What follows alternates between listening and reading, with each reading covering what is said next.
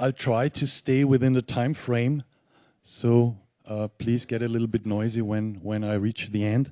My name is Klemens Franz, and I'm in the board game business for about now 18 years.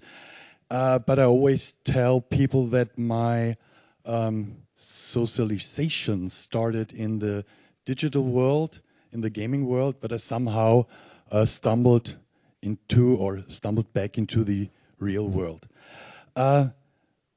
I'm working as an illustrator, graphic designer, and sometimes developer. And I had the opportunity in the last couple of years to work on 2 game series, board game series, analog game series that, well, upfront communicate we want to be point-and-click adventures on the table.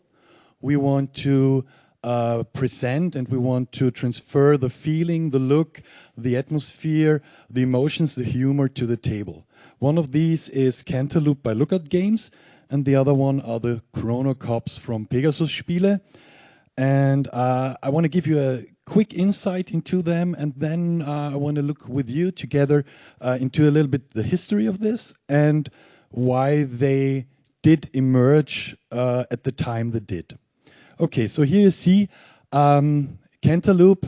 At the top of the screen is the prototype from the designer Friedemann Findeisen, and at the bottom you see the actual game that was printed as a book. And you have, on the left side, you have some text. On the right side, you have the location with these different numbers and with these different codes. Besides that, you have a stack of cards. And what you can do is, if you see such a sensitive point, you can place your card next to it, read the numbers and letters that are highlighted by the arrow, and take the red foil that it is included and put it over the text section so you can see what's going on. And I don't want to spoil anything, so this just refers to a different part in the book that you can read a dialogue. And this does not only work with the magnifying glass, which basically is the simple look at or talk to. It works with items as well, and you can combine items, and you can combine items with people and things that are printed on the page. What you see here is that it refers to a specific cross-off section, and you have this sheet of paper where you can cross off different checkboxes, and this way you save your state, and you save the change of state, because somewhere else in the story you might get asked if you have already crossed off A4, then go to a different chapter in the book. Here's another way to change things in a board game, to simply put a card over an existing place and therefore create a different reference. Here you see the other game, Chrono Cops, which is not a book but consists of a cardboard chrono decoder, this 6-sided cardboard piece, and a couple of cards. And it works like this. You get to a new location, you're time cops traveling through time, and you have to fix things. And when you get to a new location, you simply flip the card, read the text, and put the card to the chrono decoder. And then in the center of the chrono decoder, you have a space for smaller cards where you can put items, or you can put, in this case, the answer to a question that's on the card. And then you simply follow the path, get a number, take the card out of a stack, turn it off, turn it around, and read what's going on there. So there you see the different time streams that you can open in the game. Once again, you change the state, you change the options. And here you see the chrono decoder from the first and the third game. So we have limitations in terms of space, what we can really do with the material we have. But all the games, or these 2 examples, they have a way of combining items, have a way of creating a reference to other elements or specific points, and they have a way of saving and changing the state. There are many examples right now in the last 15 to 20 years that use similar concepts with reference numbers. And what I'm going to do now is take a really quick look at the history of digital adventures.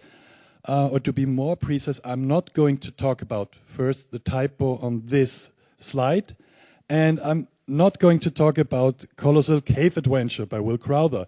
I'm not going to talk about Mystery House by Roberta Williams, which introduced graphics to adventures.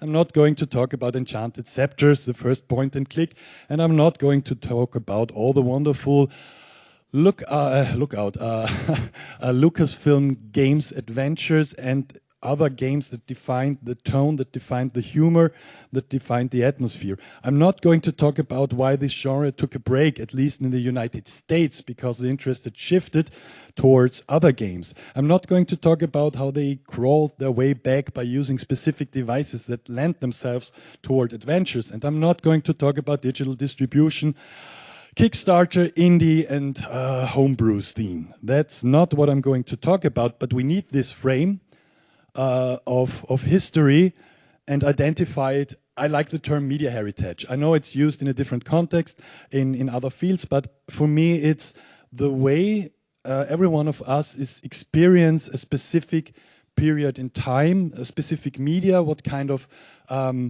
games did we play, what did we take with us, and what are we willing to share in the future with projects we work on. So I'm going to look to give an answer why point-and-click adventures are being remade on the table. I'm going to look at the aspect of the puzzle and the story during a specific time period, and I'm going to look what happened before digital adventures, and therefore a quick time travel to get some answers. The earliest board games, 5,000 and more years ago, some say Mancala about 8,000 years ago, 8,000 years ago. What's interesting here is that already back then we had all the components, we had all the material we have at the moment. We have rules, we have pawns, we have a playing field with different fields and icons, we have dice, so the material, the components are here. A couple of 100 years later, and one of the first novels by Murasaki Shikibu was written. And the important thing here is as soon as novels and stories became written, they became linear, they became non-interactive, so you had to read the story from the beginning till the end. 1440, printing was reinvented because we had early examples as well by Gutenberg, and the book completely changed society. And 100, 150 years later, this is an example that's a little bit later, someone had the idea, okay, we have a book, we could put an index at the beginning of the book. Stories always have been linear, but books never have been. You can open a book on any page you want, but it took quite some time to create the idea that I can put an index somewhere in the book to jump to different points. A little spoiler, I'm jumping ahead. It took nearly 500 years for someone to evolve the idea of this index, of these jumping points, into a game book. And it was 1930 by two women, and the book was called Consider the Consequences. It's available on the Internet Archive, and it even has this decision or choice tree at the beginning of each chapter, so you know where your story goes. It took another 10 years for the first graphic adventure called Treasure Hunt by Alan George, which has the same layout basically as Cantaloupe. On the left side you have the text, on the right side you have an image where you can choose between two paths. And the interesting thing here is that there is an additional layer of gameplay in the illustration. So they took the illustration and added something. On each page you have to find something. So in this image, try if you can find it, there's somewhere a sheep hidden. Who is seeing the sheep? A sheep got lost. It's not a sheep standing somewhere, it's hidden in the illustration. And it's up here in the tree. The sheep is looking up. So every page has this additional gameplay element.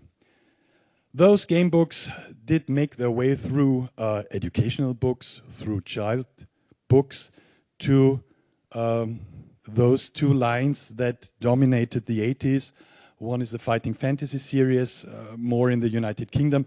The other one is the Choose Your Own Adventure, more in America dominant.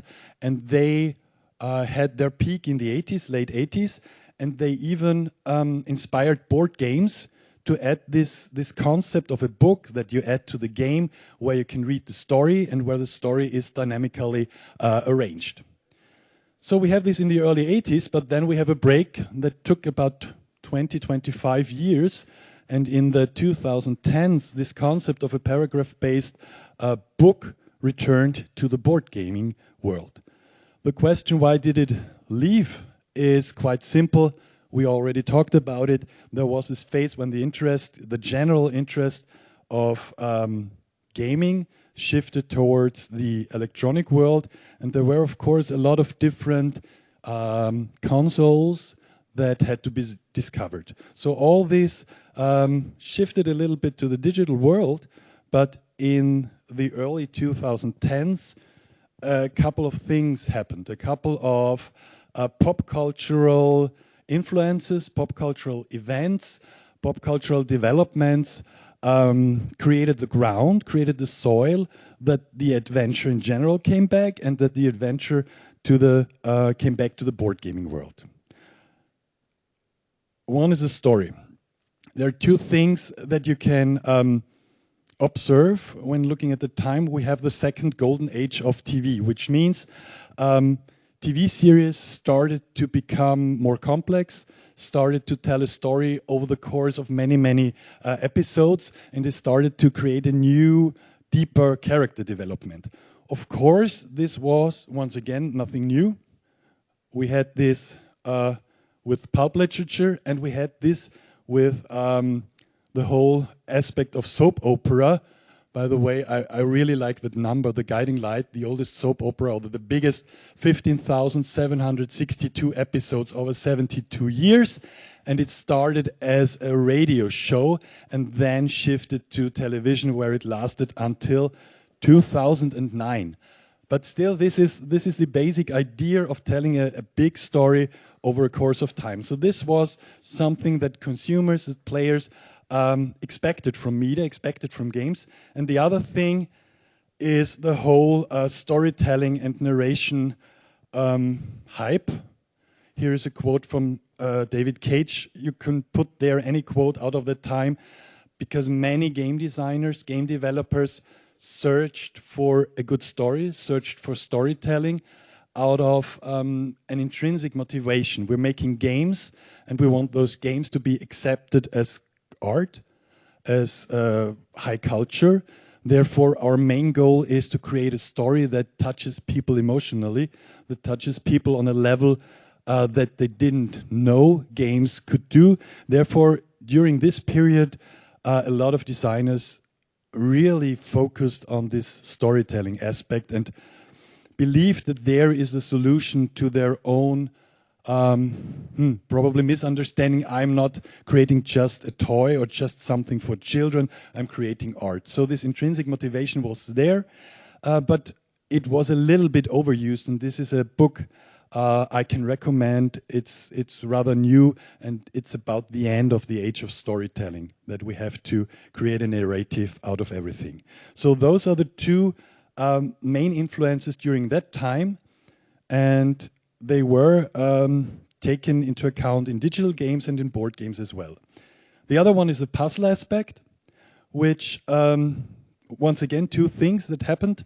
One thing, in 2004, the first Sudoku was published in the Times magazine, even though, once again, it's a technology, it's an idea that is quite old, that already newspapers in the last, or in the 19th century had there, but it took the phenomena of the Sudoku to bring this idea of logic puzzles are for everyone and not just for nerds sitting in their chamber, having no light, solving those puzzles.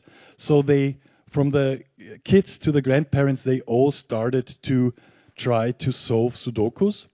And the other thing was the whole idea of exit rooms, which originated in the digital world and then came into the real world by creating real live experiences for exit rooms, and then took their way back to the board gaming world, where it's somewhere between the digital and the real life experience, but you still have those components, those physical components. And it's completely different when you hold in this game that's it's an exit game. It's more like a point-and-click version of the Goonies. When you hold a pirate map of a pirate treasure in your hand and you have to measure things on that map, it's completely different than having it on screen. So that's a way how this story aspect and the puzzle aspect crawled its way back into the reality of game. So here are the three things: story, puzzle, and the media heritage I talked about. I just want to highlight it once more. Designers grew up playing games. Designers grew up reading those game books. Designers grew up playing those adventures of the late 80s and early 90s. And now they bring their own history, their own heritage into the games they design. So they are motivated to recreate, for example, a point-and-click adventure on the table and well, face the challenge of how could we do that. So the love for the genre itself, I think, is rooted in one element, and that's the element of surprise. We're surprised by the story because there are twists and turns, because we know that there can be good stories told. We're surprised by the puzzles, how we solve them, how the solution is, how clever they are, how much components they involve. And we are surprised by the use of the media itself, by the use of the components. We're surprised when we take a point-and-click, put it on the table as a physical object. We're surprised by the way the designer managed to realize what she or he wanted to do. So my final statement for today and for you as a digital community or a community focused on digital games. I was talking about board games, 5,000, 6,000 years old, and we still have the same components. We still have more technologically advanced in terms of printing, but we still have plain areas, we still have playing cards. But designers manage to every year create new, innovative, surprising ways of interaction, of gameplay. And they do this in a medium with components that are 5, 6, 7,000 years old.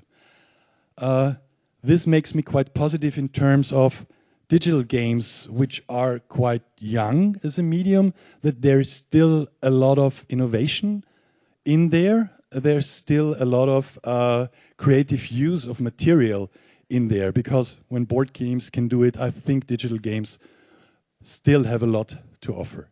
Okay, thank you.